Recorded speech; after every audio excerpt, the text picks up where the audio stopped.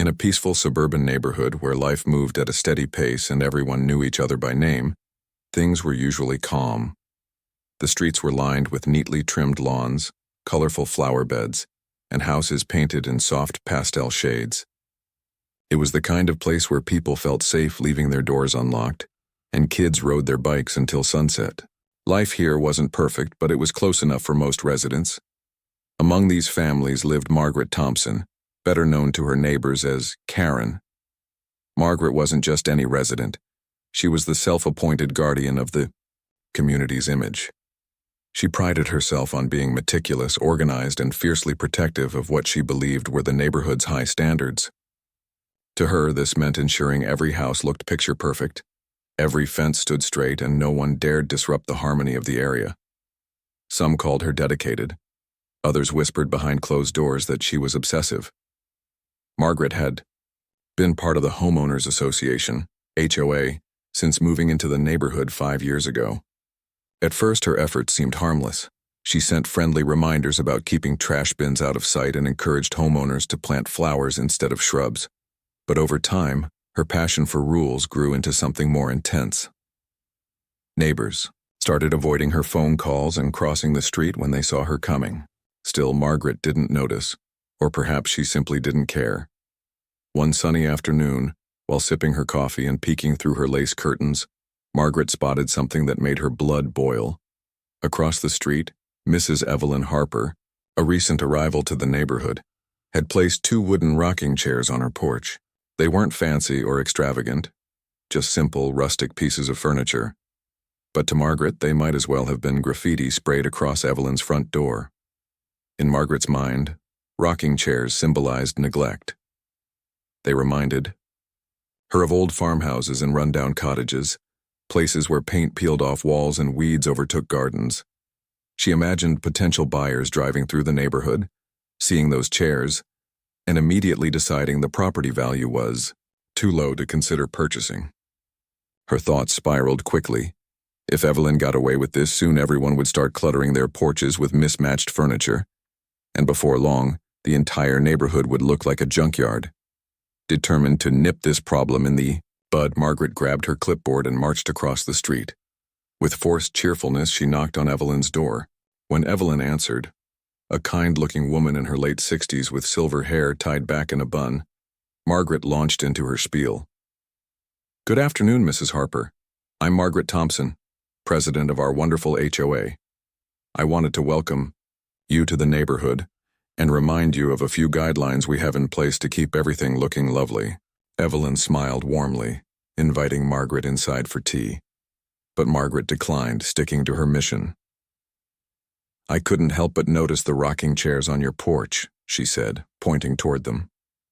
"While they're charming in certain settings, unfortunately, our HOA has strict rules about outdoor furnishings. We aim to maintain a cohesive aesthetic, so I'm afraid those will need to go." Evelyn blinked, clearly taken aback. "Oh, I see," she replied after a moment. "Well, thank you for letting me know. These chairs are quite special to me. They belong to my grandmother, and I enjoy sitting in them to read in the evenings. Surely there's some way we can work around this." But Margaret wasn't budging. "I understand sentimentality, Mrs. Harper, but rules are rules. Property values depend on consistency, and we must all do our part to uphold that." Without waiting for a response, she handed Evelyn a pamphlet outlining the HOA's policies and turned on her heel, confident she'd handled the situation professionally. Back home, Margaret couldn't shake the feeling that Evelyn wouldn't comply easily. That evening, she sat at her kitchen table drafting a formal letter to Evelyn, citing obscure clauses from the HOA bylaws about unsightly outdoor furnishings. As she typed, her mind raced with visions of rocking chairs multiplying across the neighborhood, ruining everything she'd worked so hard to achieve. The next day, Margaret convened an emergency meeting of the HOA board. Armed with printed photos of Evelyn's porch and a PowerPoint presentation titled, "The Threat of Rocking Chairs to Property Values," she laid out her case. "Ladies and gentlemen," she began dramatically, "we stand at a crossroads.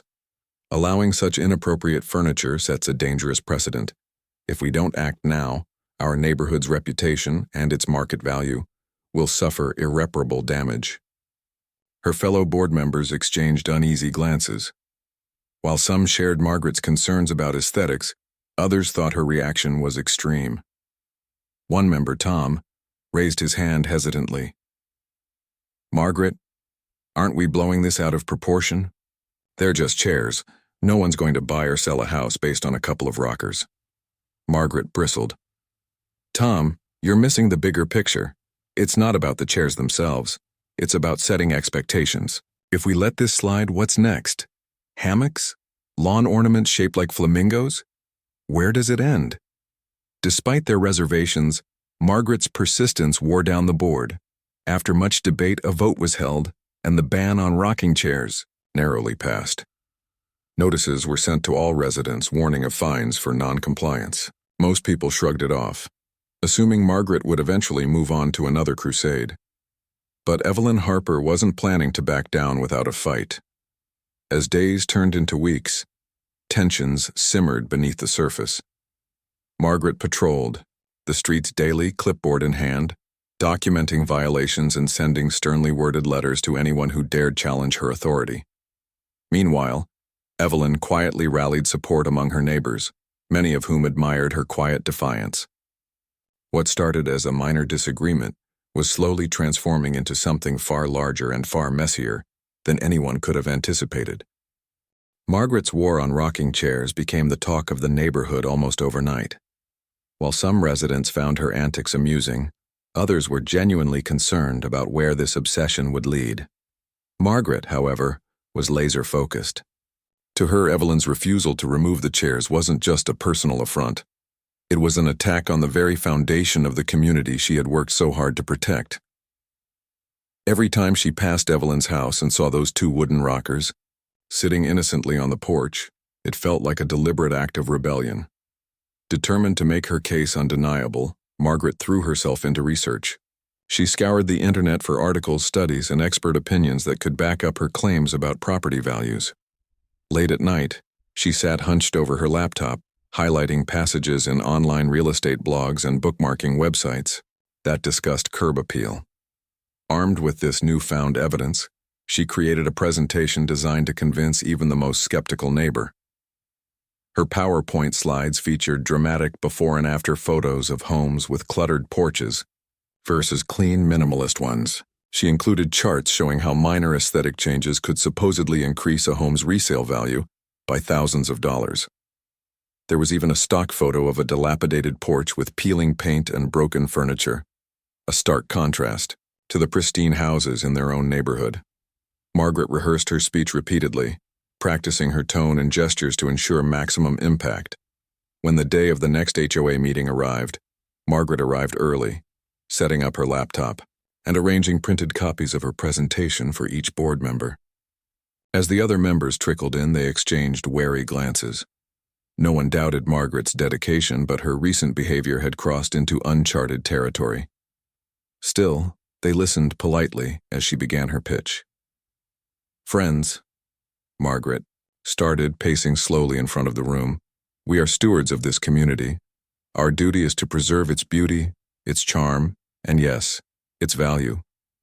Today I want to address a growing threat: outdoor furnishings that detract from our neighborhood's cohesive look." She clicked to the first slide, which showed a perfectly manicured lawn with matching Adirondack chairs. "This," she said, pointing dramatically, "is what we should aspire to." She then flipped to the next slide, the dreaded image of the rundown porch. Gasps rippled through the room.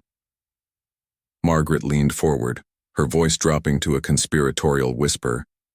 "If we allow items like rocking chairs to remain unchecked, this could be us. Potential buyers will drive through our streets, see these eyesores, and decide our community isn't worth their investment. Is that what we want?" The board members shifted uncomfortably in their seats. Some nodded along, impressed by Margaret's passion, while others exchanged skeptical looks. Tom, the same member who had questioned her earlier, raised his hand again. "Margaret, I understand your concerns, but let's be realistic. Rocking chairs aren't going to single-handedly tank property values. People buy homes based on square footage, location, and school districts, not porch furniture, Agro. Stiffened, clearly frustrated. Tom, you're missing the point. It's not just about the chairs themselves. It's about setting a standard. If we let one person break the rules, soon everyone will think they can do whatever they want. Before, you know it, we'll have inflatable pool toys in driveways and satellite dishes on every roof. Her argument struck a chord with a few members, particularly those who shared her perfectionist tendencies. One woman, Carol, spoke up. I agree with Margaret. We need to maintain consistency. Letting things slide now will only create bigger problems later. Others murmured in agreement, and Margaret seized the moment. Exactly, she exclaimed, slamming her palm against the table for emphasis. We owe it to ourselves, and to future generations, to keep this neighborhood beautiful. So I propose we take a stand. A vote to officially ban rocking chairs and similar unsightly furnishings. The room fell silent as ballots were distributed. Each member scribbled their decision, folding the papers carefully before passing them forward. When the votes were tallied, the result was close, but Margaret had won. The ban would go into effect immediately, and notices would be sent to all residents explaining the new policy. News of the ban spread quickly. Neighbors gathered in driveways and grocery store aisles, discussing the absurdity of outlawing something as harmless as rocking chairs. Many agreed it was ridiculous, but few wanted to risk angering Margaret or facing fines. Evelyn, however, refused to budge. I'm not removing my chairs, she told anyone who asked. They belong to my grandmother, and they bring me joy. Besides, this whole thing is nonsense. Who decides what's unsightly anyway? Evelyn's defiance inspired others to quietly join her cause. Within days, several neighbors placed rocking chairs on their own porches, claiming they'd always intended to decorate that way. Margaret noticed immediately, her face turning red with frustration as she drove down the street. She snapped photos of each offending chair, determined to document every violation. One afternoon, Margaret confronted a young couple who had added a pair of vintage rockers to their porch. Excuse me, she called out, marching up their driveway. I see you've decided to ignore the new guidelines. I must insist you remove those chairs immediately. The couple exchanged confused glances. Oh, we didn't get the memo, the husband replied with a shrug. Besides, we thought they looked nice. They're lowering property values, Margaret snapped, thrusting a copy of the notice into his hands. This isn't optional. If you don't comply, there will be consequences. As word of Margaret's confrontation spread, resentment toward her grew. At first, people whispered behind closed doors, but soon, open resistance began to emerge. A group of teenagers painted a sign reading, "Free the Rockers," and hung it from a tree near Evelyn's house. Someone else started a Facebook page dedicated to mocking Margaret's crusade, complete with memes comparing her to infamous internet villains. Even local news outlets caught wind of the story, dubbing her HOA Karen, and speculating about whether the feud would escalate further. Despite the backlash, Margaret remained undeterred. In fact, the criticism only fueled her determination. She began patrolling the neighborhood multiple times a day, jotting down names and addresses of violators. Her clipboard became a permanent accessory, and her car was often parked outside suspicious homes, waiting for evidence of rule-breaking. But Evelyn wasn't intimidated. Instead, she embraced her role as the unofficial leader of the anti-ban movement. She invited neighbors over for lemonade and cookies, encouraging them to share their frustrations. Together, they brainstormed ways to challenge Margaret's authority without breaking the law. Some suggested filing a formal complaint with the HOA, while others proposed organizing a community-wide protest. Evelyn listened thoughtfully, knowing that unity was key if they hoped to prevail. Meanwhile, Margaret's fixation on the rocking chair issue consumed her life. She stopped attending book club meetings, skipped coffee dates with friends, and barely left her house except to enforce her bans. Her once immaculate garden began to show signs of neglect, and her mailbox overflowed with unopened mail.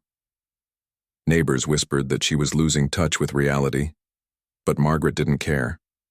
All that mattered was protecting her vision of perfection, at any cost. What started as a minor disagreement had spiraled into a full-blown battle, dividing the neighborhood and testing the limits of civility. And though no one could predict how it would end, one thing was certain. Margaret Thompson's war on rocking chairs was far from over. The tension between Margaret and Evelyn reached its boiling point on a crisp Friday evening, just as the sun began to dip below the horizon. The golden light bathed the neighborhood in a warm glow, casting long shadows across lawns and driveways. It was the kind of evening that usually brought peace and calm to the community, a time when families gathered for dinner or took leisurely walks around the block. But tonight all eyes were fixed on Sunset Drive, where Margaret had decided it was time to confront Evelyn directly. Margaret had spent the entire day stewing over the growing number of rocking chairs appearing on porches throughout the neighborhood. Every new addition felt like a personal insult, a slap in the face to her authority and hard work. She couldn't understand why people weren't taking her seriously. Didn't they care about their property values? Didn't they see how much effort she poured into keeping the neighborhood pristine? By late afternoon, her frustration had reached a fever pitch. Clutching her clipboard like a shield, she marched across the street to Evelyn's house. Her heels clicked sharply against the pavement, echoing through the quiet streets. Neighbors peeked out from behind curtains, sensing that something big was about to happen. Margaret didn't notice, or perhaps she simply didn't care, as she approached Evelyn's porch with fire in her eyes. Evelyn was sitting in one of her beloved rocking chairs, sipping a cup of tea and flipping through the pages of a novel. She looked up as Margaret stormed onto her lawn, her expression shifting from surprise to mild amusement. "Good evening, Margaret," Evelyn said calmly, setting her book aside. "What brings you here?" Margaret ignored the polite greeting, thrusting her clipboard toward Evelyn like an accusation. "Mrs. Harper, I've given you ample opportunity to comply with the HOA guidelines. Yet here we are days later, and those things are still on your porch." She spat the word things, as if it left a bad taste in her mouth. "I'm done playing nice. Remove them now, or I'll have no choice but to escalate this matter." Evelyn raised an eyebrow, unfazed by Margaret's dramatics. "Well, Margaret, I appreciate your concern, but these chairs aren't going anywhere. They mean a great deal to me, and I don't believe they're harming anyone." "Harming anyone?" Margaret repeated incredulously. "They're ruining the aesthetic of this entire neighborhood. Do you have any idea how much damage you're causing?" Evelyn sighed, leaning back in her chair. "Margaret, let's be honest. This isn't really about aesthetics, is it? You're upset because I didn't bow to your demands. But life isn't perfect, and neither are neighborhoods. Sometimes things that seem messy to some people are actually beautiful to others." Margaret's face turned bright red. She clenched her fists, struggling to keep her composure. "You're being selfish, Mrs. Harper. Selfish and irresponsible. If everyone acted like you, this place would fall apart." Before Evelyn could respond, Margaret spun on her heel and marched away, muttering under her breath about consequences and accountability. As she disappeared down the sidewalk, Evelyn shook her head and returned to her book, knowing full well that this confrontation was far from over. Later that night, unable to sleep, Margaret paced her living room, replaying the argument in her mind. She felt humiliated and powerless. How dare Evelyn dismiss her concern so casually? And what message did that send to the rest of the neighborhood? If Evelyn got away with this, others would surely follow suit, and soon the HOA's rules would become meaningless. Determined to regain control, Margaret picked up her phone and dialed the local police department. Her voice trembled as she explained the situation to the dispatcher. "There's a woman in my neighborhood who refuses to remove unsightly furniture from her porch," she said. "It's creating a public nuisance, and I fear it could lower property values. Can someone come out and address this?" The dispatcher sounded skeptical but promised to send officers to assess the situation. Satisfied, Margaret hung up and prepared herself for what she hoped would be the final showdown. Early the next morning, 2 patrol cars pulled up in front of Evelyn's house. Neighbors quickly emerged from their homes, drawn by the flashing lights and curious whispers. Children pressed their faces against windows while parents exchanged knowing glances. Within minutes, a small crowd had gathered, eager to witness the spectacle. Evelyn stepped outside, wrapping a shawl around her shoulders as she greeted the officers with a polite smile. "Can I help you?" she asked, her tone calm and measured. One of the officers tipped his hat. "Ma'am, we received a call about some outdoor furniture on your porch. A neighbor claims it's causing a disturbance."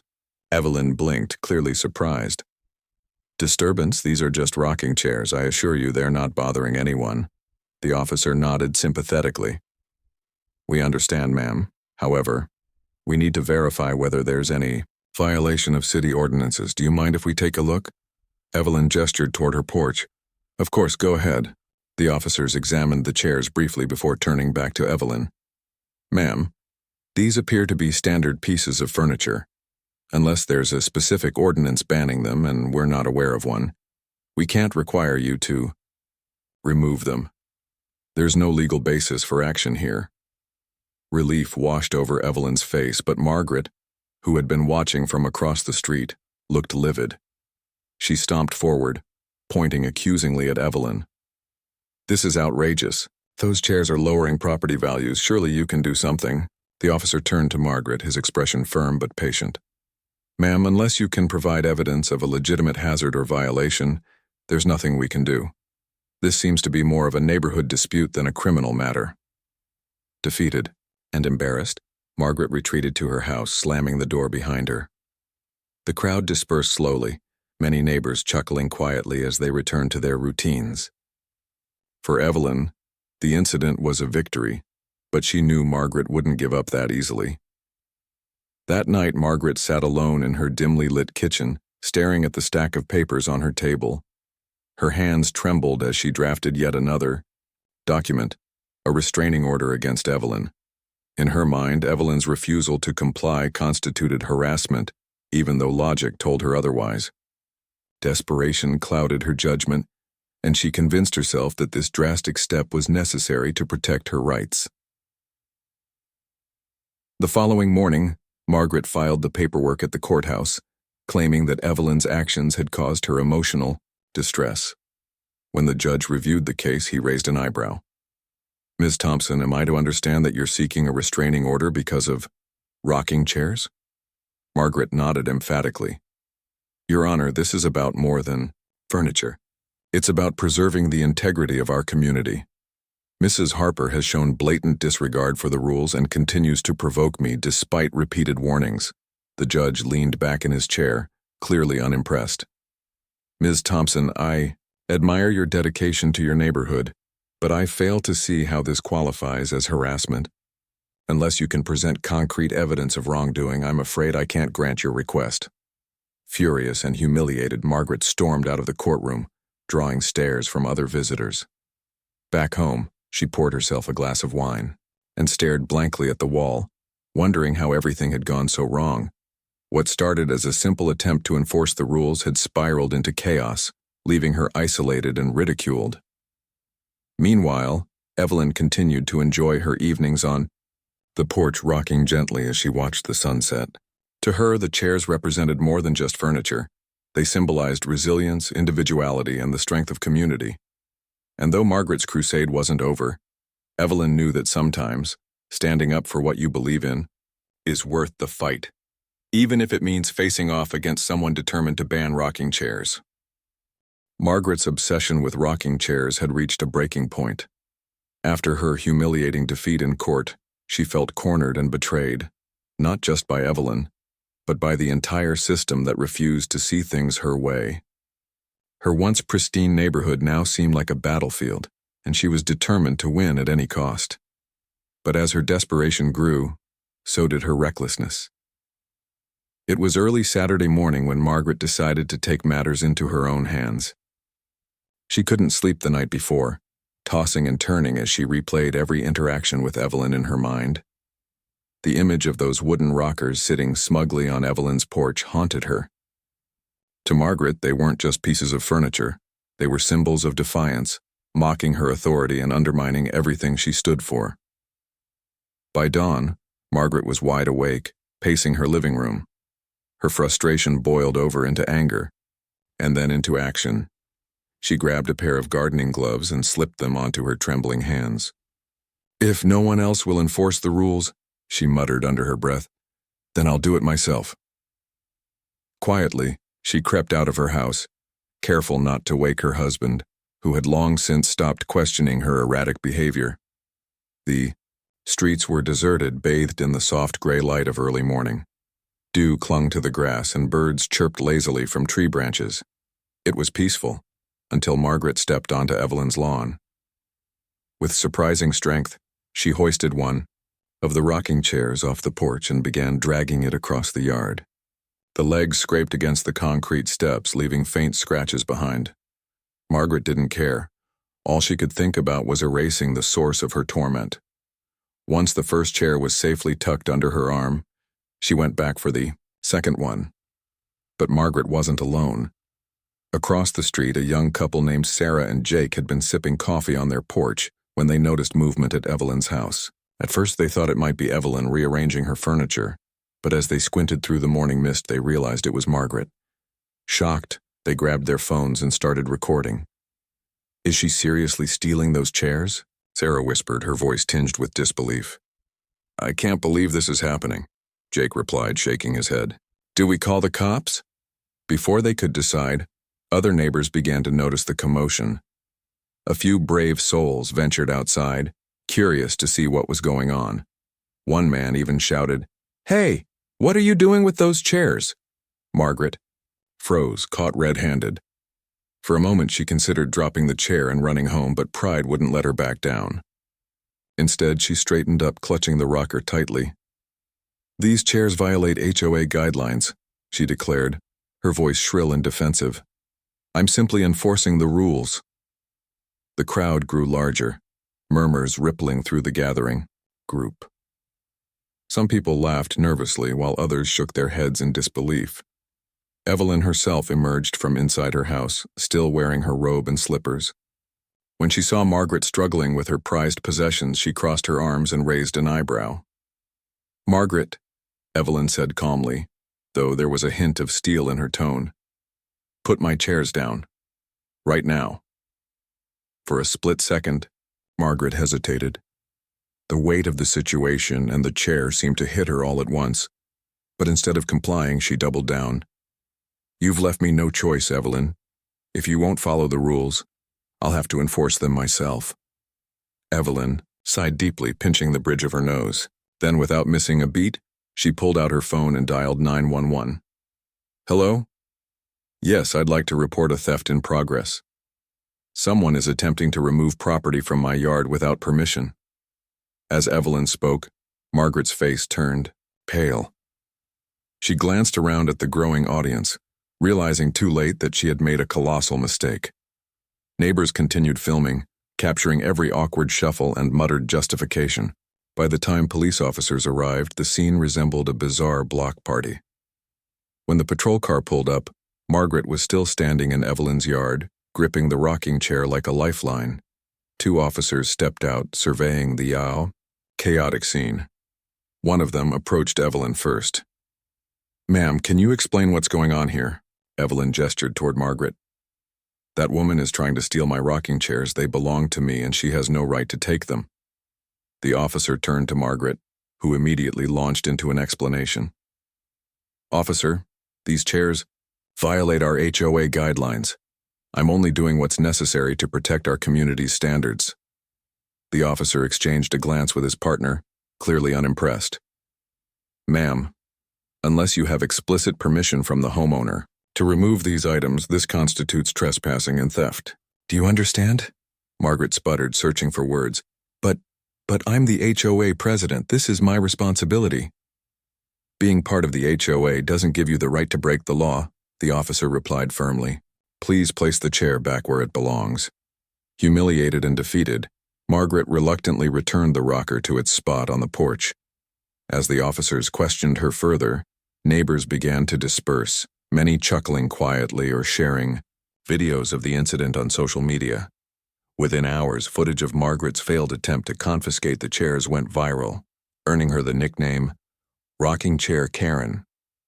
Back at the station, Margaret faced charges of trespassing and criminal mischief. The judge assigned to her case listened patiently as she tried to justify her actions, but ultimately ruled against her. Margaret was ordered to pay a fine and attend a conflict resolution workshop. Worse still, news of her arrest spread throughout the neighborhood, cementing her reputation as someone who had lost touch with reality. In the days that followed, Margaret became a pariah.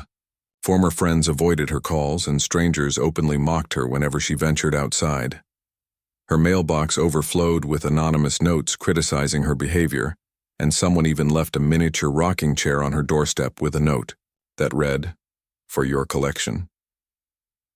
At first, Margaret tried to defend herself, insisting that she had acted in the best interest of the community. But as the ridicule mounted, she withdrew into isolation, spending most of her time indoors. Her once immaculate garden grew wild, and her front porch, a space she used to decorate meticulously, sat empty and neglected. Meanwhile, Evelyn's rocking chairs became local legends. Neighbors began placing similar chairs on their own porches as a show of solidarity, creating a whimsical display that stretched down the entire street. Children played games around them, and adults gathered for impromptu chats, laughing about how something so simple had sparked such drama. Though Margaret's crusade had caused chaos, it also brought the community closer together. People who had barely spoken before now shared stories and formed friendships over their shared experience. And while Margaret remained largely absent from these gatherings, her absence served as a reminder of the importance of balance, empathy, and humor in maintaining harmony. For Evelyn, the ordeal reinforced her belief in standing up for what you love, even if it means facing opposition. As she rocked gently on her porch watching the sun set over the transformed neighborhood, she smiled to herself. Sometimes life throws unexpected challenges your way, but with a little resilience and a good chair to sit in, you can weather almost anything. Margaret's arrest marked the beginning of a new chapter for the neighborhood, one that no one could have predicted. In the weeks following her public humiliation, the once feared HOA president became a ghost of her former self. She rarely left her house, and when she did, it was with her head down, avoiding eye contact with anyone who might recognize her. The vibrant energy she once brought to enforcing rules had been replaced by a quiet sadness that lingered like an unspoken apology. For Evelyn and the rest of the community, life moved forward, but not without reflection. What started as a silly dispute over rocking chairs had spiraled into something much larger, a lesson in humility, empathy, and the importance of perspective. Neighbors who had previously kept to themselves now found themselves chatting over fences or organizing impromptu gatherings. The absurdity of the situation had somehow bonded them in ways they never expected. Evelyn, ever the optimist, decided it was time to extend an olive branch. While she didn't condone Margaret's actions, she recognized that the woman was suffering, not just from embarrassment, but from isolation. One Saturday morning, Evelyn baked a batch of oatmeal cookies and walked across the street to Margaret's house. She knocked gently on the door, unsure if anyone would answer. After a long pause, the door creaked open slightly. Margaret peered out, her face pale and tired. When she saw Evelyn standing there with a plate of cookies, her eyes widened in surprise. What are you doing here?" she asked hesitantly.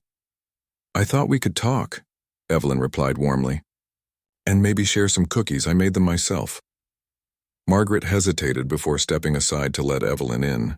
Her living room was dimly lit, with curtains drawn tightly shut.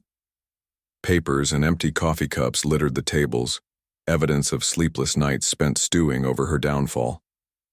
Margaret sat stiffly on the edge of a chair, clutching her hands together as Evelyn placed the plate on the coffee table. "Look, Margaret," Evelyn began softly, "I know things haven't been easy for you lately. And while I don't agree with what you did, I can see that you were trying to protect something you care about deeply. But sometimes caring too much about control can blind us to what really matters, like kindness and understanding." Margaret stared at the floor, tears welling up in her eyes. "I just wanted everything to be perfect," she whispered. I Thought if I followed the rules perfectly, everyone would be happy, but instead I ruined everything. Evelyn reached out and placed a gentle hand on Margaret's arm. You didn't ruin everything, Margaret. You just got lost along the way. Sometimes perfection isn't the goal, it's connection. People aren't going to remember how neat your garden is or how many rules you enforced. They'll remember how you made them feel. The word struck a chord deep within Margaret. For years, she had prided herself on being indispensable to the neighborhood, someone whose efforts kept things running smoothly. But now, sitting alone in her cluttered living room, she realized how hollow that sense of purpose had become. Her rigid adherence to rules hadn't brought people closer. It had pushed them away. Over the next few months, Margaret worked hard to rebuild trust. She attended therapy sessions to address her need for control and joined a local volunteer group focused on helping families in need. Slowly but surely, she began reconnecting with neighbors, apologizing sincerely for her past behavior, and offering to help with projects around the community. Some were hesitant to forgive her, but others welcomed her back with open arms, recognizing that everyone deserves a second chance. One evening during a neighborhood potluck, Margaret stood nervously at the front of the crowd holding a microphone. The event had been organized to celebrate the installation of a small park bench near Evelyn's house, a gift from the residents to honor her role in bringing the community together. Margaret cleared her throat and addressed the gathering. "Want to thank all of you for giving me another chance," she said, her voice trembling. "I know I've made mistakes, big ones, and I'm truly sorry. This neighborhood means so much to me, and I let my obsession with rules overshadow the real reason we're here, to support each other and build something beautiful. From now on, I promise to focus less on perfection and more on connection." The crowd erupted into applause, cheering loudly as Margaret stepped down from the makeshift stage. Evelyn approached her afterward, smiling warmly. "That was brave, Margaret. Thank you for saying what you did." Margaret nodded, tears streaming down her face. "Thank you, Evelyn, for everything." As the night wore on, laughter filled the air, and children played tag around the new bench. Margaret joined in, laughing freely for the first time in months. It was a stark contrast to the tense atmosphere she had created earlier in the year. The transformation was remarkable, not just in Margaret, but in the entire neighborhood. The poem. Rocking chairs remained a symbol of resilience and unity. Neighbors continued to add their own versions to porches, creating a whimsical display that stretched down every street. On warm summer evenings, families gathered outside, sharing stories and enjoying the simple pleasure of sitting together. Even Margaret eventually placed a pair of rockers on her porch, not because she loved them, but because she understood their significance to the community. Looking back, Margaret often marveled at how far she had come.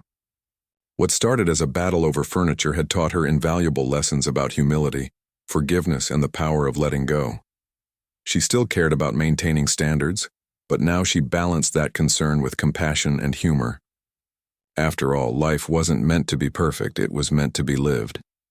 And so the neighborhood thrived, not because it was flawless, but because its residents embraced imperfection and celebrated their differences. Margaret may have begun her journey as the infamous HOA Karen, but she ended it as someone entirely different, a person willing to grow, change, and find joy in the unexpected twists of life.